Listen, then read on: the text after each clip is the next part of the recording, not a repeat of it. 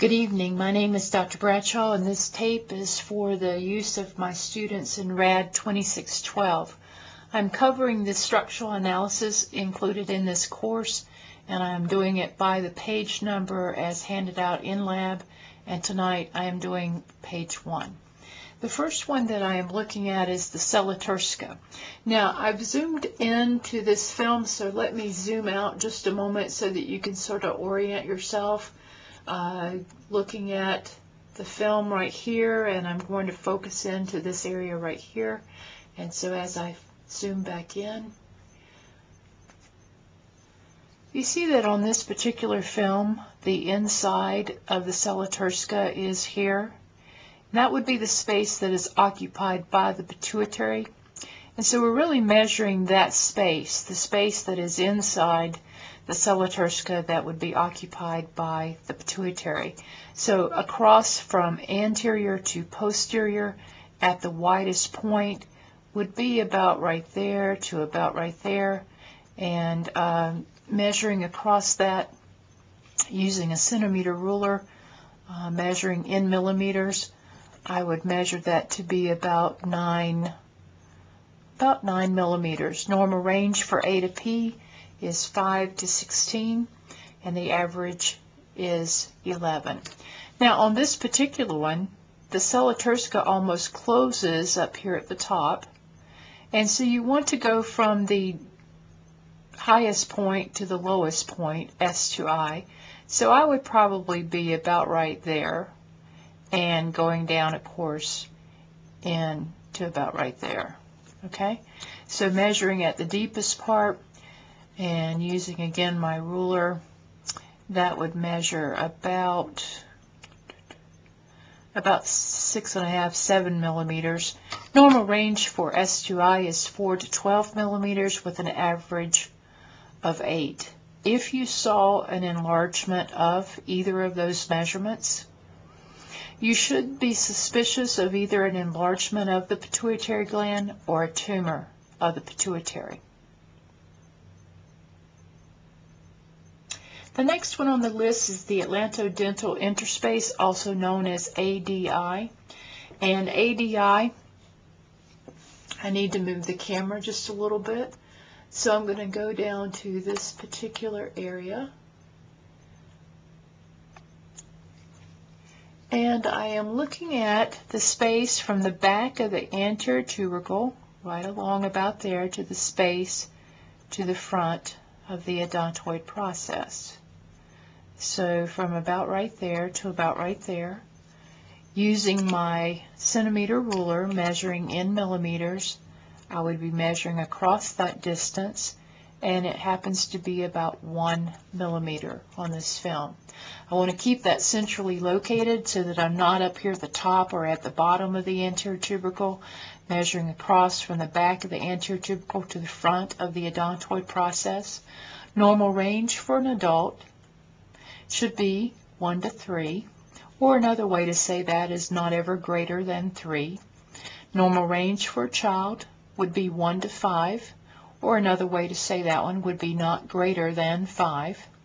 And the most common cause, which is a frequent question that they love to ask on national boards, most common cause of an increased ADI for an adult would be rheumatoid arthritis.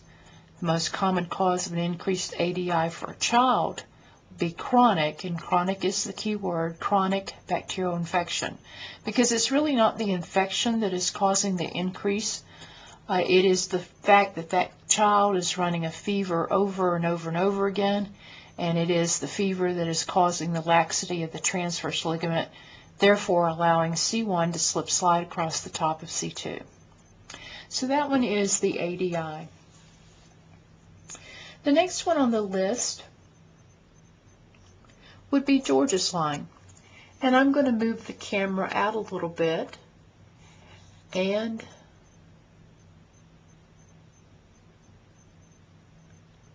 angle it a little bit more,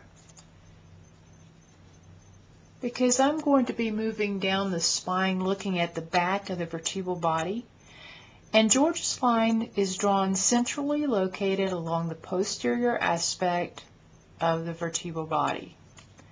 centrally located along the posterior aspect of the vertebral body. Centrally located. Centrally located. Now the reason that we would not use corners is because we do not want to include the angle that a lip or spur would create. And so I'm intentionally not using the corners of those vertebral bodies. Now in this particular film, what I really see on this one is just a loss of curve. There is a slight, I mean ever so slight lordosis here. So I would not classify that as a military, but I really don't see a lot of interruption or stair-stepping, any of those other descriptions that could be used to describe abnormal. So I probably would classify this one as a hypolordosis and just acknowledge the loss of cervical curve. Okay. Lots of ways to describe a normal George's line. The ones that I usually use are smooth, continuous, C-shaped for the cervical spine, no interruptions or no stair-stepping would also be more descriptive ways to describe George's line. And of course, if you were seeing a change in the George's line, you could use stair-stepping to be a little bit more descriptive also. The next one on the list is posterior cervical line. And for the posterior cervical line, we are going to use the most convex portion, so that would be about right here. And on this one, that would be about right here. On this one, that would be about right there.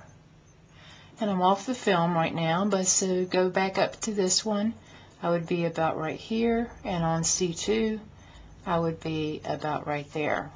So I'm using the most convex portion of the spinal laminar junction line. I tend to think of this line as running parallel to the back of the body, and so I just simply draw a line at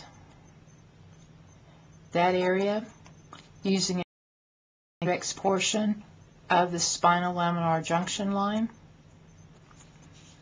And the same words used to describe normal for George's line would be used to describe normal for posterior cervical line.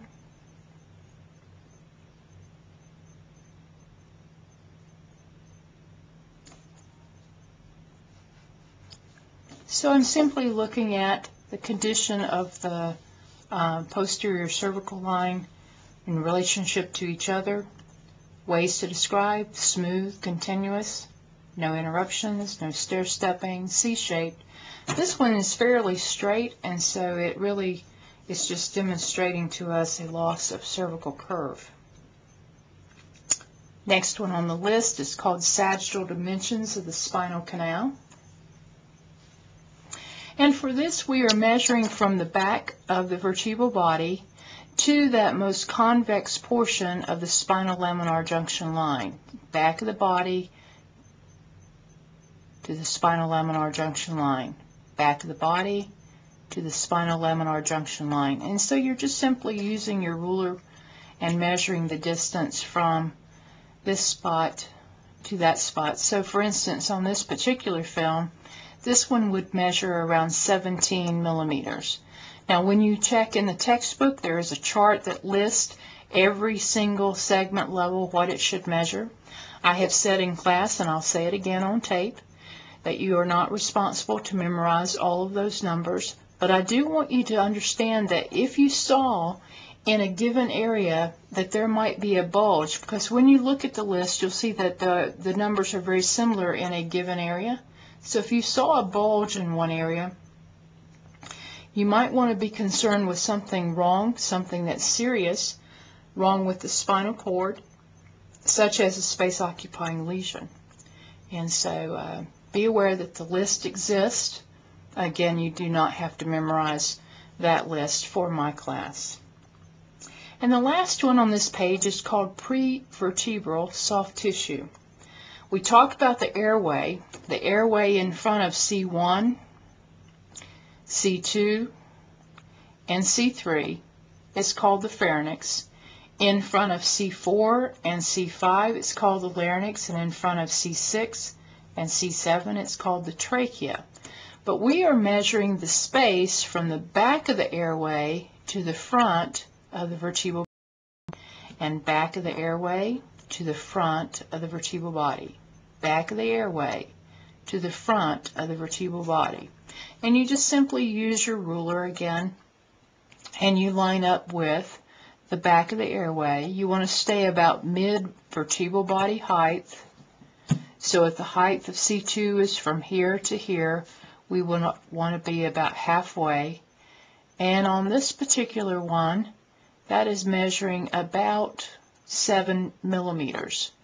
Now in front of C2, it should not be greater than 7.